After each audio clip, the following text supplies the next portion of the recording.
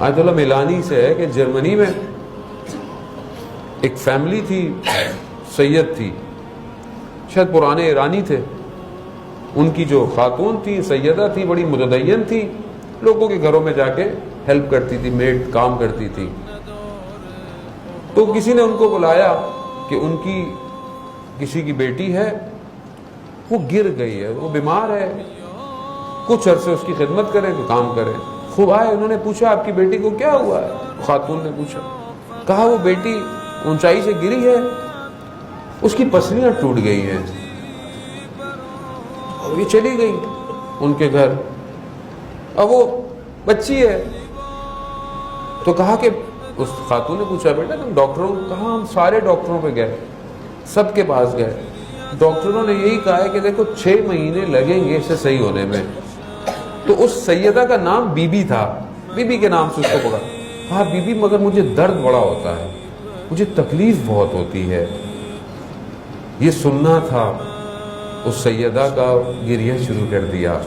پسلیوں کا جب نام آیا، شکستہ پہلو کا جب نام آئے تو ہمارا ذہن کہاں جاتا ہے؟ وہ مومنہ تھی، اس کا ذہن اس شکستہ پہلو کی طرف گیا، وہ گریہ کرنے لگی، وہ رونے لگی۔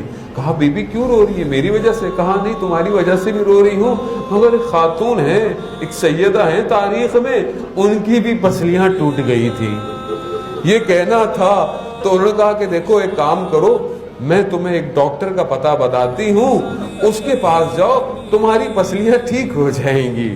کہا کس کے پاس جاؤں؟ ہم تو ہر جگہ ہو کے آئے۔ کہا وہاں جانے کی ضرورت نہیں ہے، وہ خود تمہارے پاس آئیں گی۔ کہا کیسے؟ کہا یہ ہاتھ اپنی پسلیوں پہ رکھو اور یہ کہو یا فاطمہ اغیثینی، اے فاطمہ میری مدد کو پہنچیے، میری تکلیف کو پہنچیے۔ کہا یہ کرو۔